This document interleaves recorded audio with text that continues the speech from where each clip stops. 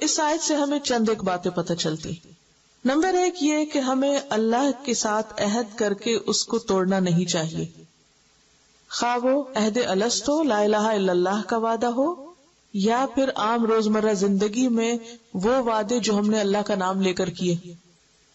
Number 2 یہ کہ ہمیں جن چیزوں کا اللہ نے جوڑنے کے لیے کہا ان کو جوڑ کے رکھنا چاہیے، انہیں کاٹنا نہیں چاہیے. نمبر 1 اللہ سے تعلق جڑا ہونا چاہیے. نمبر 2 اللہ کے بندوں کے ساتھ تعلق اچھا ہونا چاہیے، قطع رحمی سے پرہیز کرنا چاہیے. لیکن بہت سے لوگ رشتہ داری کاٹنے کے لیے، تعلقات خراب کرنے کے لیے بہت سے عذر بہانے تراش لیتے ہیں.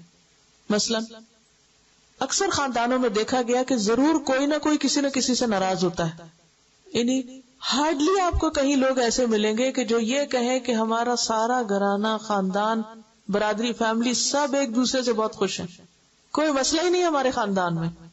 ڈھونڈے سے ایسے لوگ نہیں ملیں گے آپ.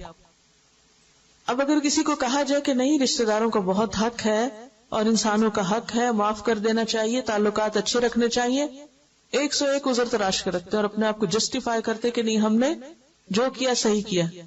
چند ایک عذر ان کے کیا ہوتے ہیں؟ مثلا کہتے ہیں ہم نے نہیں تعلق توڑا، وہی نہیں ملتے ہم سے، ان دوسروں کو بلیم کر دیتے ہیں.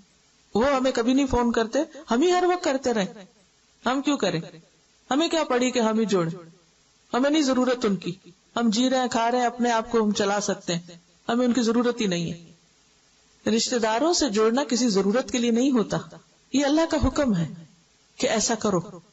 پھر آپ دیکھیں کہ بعض اوقات بچوں کے رشتے ہوتے ہیں خاندان میں، کسی وجہ سے نہیں بنتی، کیا نتیجہ نکلتا ہے؟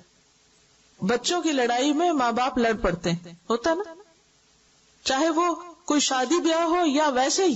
عام طور پہ آپ نے دیکھا ہوگا کہ جب بچے آپس میں لڑتے ہیں تو بڑے بھی لڑ پڑتے، وہ ان سے بڑھ کے بچے بن جاتے ہیں. جی ہاں، بڑوں کو بڑا ہی رہنا چاہیے. بڑا بننے کے لیے لمبا قد نہیں، زیادہ عمر نہیں، زیادہ مال نہیں، دل بڑا ہونا چاہیے. جب تک دل نہیں بڑا ہوتا اس وقت تک آپ بڑے نہیں بن سکتے.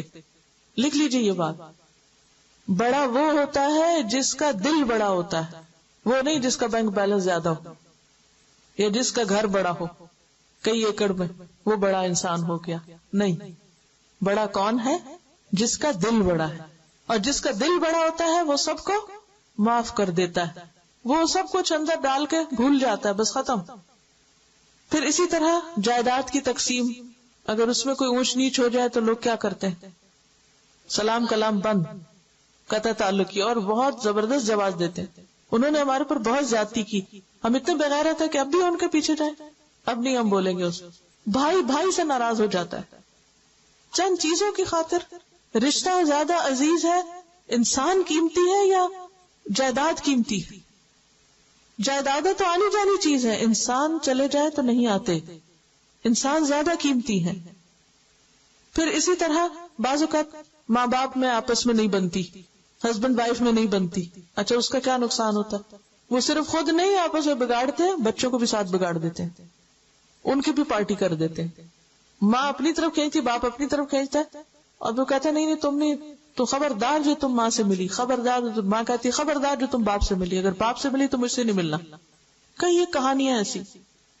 یعنی ماں باپ کا حق سب سے بڑا ہے، لیکن مفسد کیا کرتے، فاسد کیا کرتے ہیں؟ اللہ کی حدیں توڑ کر خون کے رشتوں کو کاٹ کے رکھ دیتے ہیں. پھر اسی طرح اگر کوئی بعض اوقات رشتہ دار ہمیں سمجھانے کی کوشش کرے کہ دیکھو تم بچوں کو سمجھاؤ یا کچھ، تو ہم کیا کرتے؟ ہمارے بچے ٹھیک ہے، ہم تمہاری شکل نہیں دیکھنا چاہتے، آج کے بعد ہمیں نصیحت نہ کرنا. تو جو نصیحت کرتا ہے اسی سے ہم کاٹ کے رکھ لیتے ہیں. اکثر ایسا تھا نا، لوگ ان لوگوں سے ملنا جلنا چھوڑ دیتے ہیں اور کیا کہتے ہیں؟ یہ ٹو مچ انٹرفیئرنس کرتے ہیں. حتیٰ کہ بعض اوقات اپنے ماں باپ کے ساتھ ملنا چھوڑ دیتے، یہ انٹرفیئرنس کرتے ہیں. یہ بھی قطع رحمی میں آتا ہے. پھر اسی طرح بعض اوقات یہ ہوتا ہے کہ بہن بھائیوں میں کوئی زیادہ مال و دولت والا ہو جاتا ہے تو وہ غریب بہن بھائیوں سے ملنا چھوڑ دیتے ہیں. ایسے لوگ بھی ہوتے ہیں، وہ ان کو انٹروڈیوس ہی نہیں کرتے. وہ اپنے سرکل میں، کیونکہ اب ان کا سرکل ڈفرنٹ ہو گیا نا، کیونکہ ان کے پاس بہت بڑا گھر ہے، بہت بڑی بڑی گاڑیاں، اب ان کا ملنا جلنا اپنے ہی جیسے گھروں والوں اور اپنی گاڑیوں جیسے گاڑیوں والوں سے اب ان کی دوستی ہے، وہیں آنا جانا ہے، مخصوص سرکل بن جاتا ہے.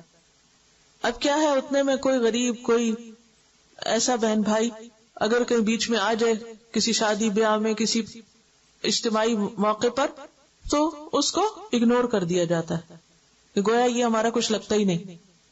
یہ بھی ایک طرح سے کاٹنا ہے، اس کو اس کا حق نہ دینا.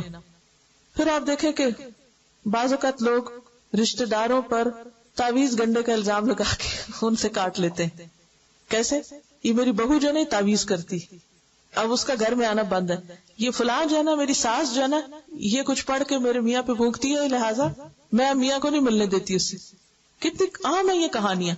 اس کے گھر نہ جانا، وہ کھانے میں کچھ کھلا دے گا. کرتے ہیں نا ایسے لوگ.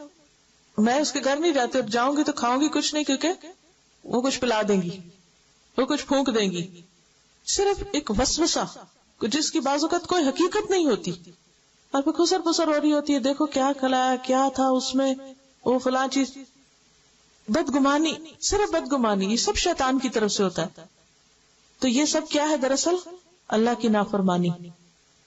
پھر اسی طرح اگر کسی کی مثلا شادی ہوئی، بچے نہیں ہوئے، اب ہر ایک پوچھتا ہے بچے کیوں نہیں ہوئے. اب ایسے لوگ کیا کرتے ہیں، سب سے ہی کٹ جاتے. وہ کہتے ہیں کسی سے ملنا ہی نہیں. جب ملیں گے تو وہ کہیں گے بچے کیوں نہیں ہوئے. وہ آنا جانا ہی چھوڑ دیتے ہیں لوگوں کے گھر. یہ بھی ایک سبب بن جاتا ہے قطع رحمی کا. اسی طرح آپ دیکھیں اور بھی بہت سی یہ مثالیں میں نے خاص طور پر اس لیے دی ہیں کہ یہ ہم عام طور پر جو ہمارا سوشل سرکل ہوتا ہے نا، اس میں کہیں نہ کہیں سن بول دیکھ رہے ہوتے ہیں. جب کوئی ایسی عذر بہانہ پیش کرے تو اس کو آپ سٹاپ کریں کہ ان وجوہات کی بنا پر رشتے نہیں کاٹے جا سکتے. یہ بالکل آپ نے درست کہا کہ ایسے ہمیں کسی سے سوال کرنے بھی نہیں چاہیے. حیا ہونی چاہیے. ٹھیک ہے آپ کسی کو دعا دے سکتے ہیں یا کچھ، لیکن بلا وجہ کسی کی زندگی میں اتنی مداخلت نہ کریں کہ جو دوسرا زچ ہو جائے. لیکن بھلے کوئی سوال کرے یا نہ کرے، مگر یہ سبب نہیں، یہ جینوئن عذر نہیں ہے کسی سے ملنا چھوڑنے کا کہ ملیں گے تو وہ مجھ سے پوچھیں گے تو لہٰذا ملے نہیں. ایسی چیزوں پر جہاں ان کو رکنا چاہیے وہاں ہمیں بھی کچھ صبر کر لینا چاہیے، اگنور کر دینی چاہیے. یہ چھوٹی چھوٹی باتیں جو ہیں ان کو ایک طرف کر دینا چاہیے. تو وَيَقْطَعُونَ مَا أَمَرَ اللَّهُ بِهِ أَن يُوصَلَ وَيُفْسِدُونَ فِي الْأَرْضِ، اور وہ زمین میں فساد پھیلاتے ہیں. جب اللہ سے عہد توڑ دیا جائے، اللہ سے تعلق توڑ دیا جائے، جب بندوں کے ساتھ زیادتیاں کی جائیں تو نتیجہ کیا ہوگا؟ فساد، بگاڑ. اور الٹیمیٹ اینڈ کہاں جا کر ہوگا؟ اولئک ھم الخاسرون. نہ دنیا ہی ملی نہ آخرت. تو نتیجہ یہ ہے کہ یہ سب کام کرنے والے خاسر ہیں، لوزر ہیں، خواہ وہ دنیاوی اعتبار سے بہت سکسیسفلی کیوں نہ ہو. کیونکہ بعض اوقات لوگ سب سے کاٹ کے اپنے بزنس میں بعض اوقات بہت ایکسل کر جاتے ہیں، تو وہ کیا کہتے ہیں، ہمیں تو بہت کچھ مل گیا، ہمیں اب کسی کی پرواہ نہیں، ضرورت نہیں. دنیا میں قارون کا خزانہ بھی کسی کو مل جائے تو بھی وہ اپنے آپ کو خوش قسمت نہ سمجھے اگر اس کی زندگی میں یہ گناہ شامل ہے کہ اس کا اللہ سے کوئی تعلق نہیں، اس کا رشتہ داروں سے معاملہ اچھا نہیں، اور وہ ہر ایک کے گھر میں فساد ڈال رہا ہے. ایسا شخص جو ہے وہ کبھی کامیاب نہیں ہو سکتا. اور خاسرون اگر دنیاوی سینس میں بھی دیکھیں نا، تو آپ دیکھیں کہ جب انسان اللہ سے تعلق نہیں رکھتا نا تو کبھی خوش نہیں رہ سکتا، اور جب انسانوں سے تعلق اچھا نہیں رکھتا تو بھی لوز کر جاتا ہے.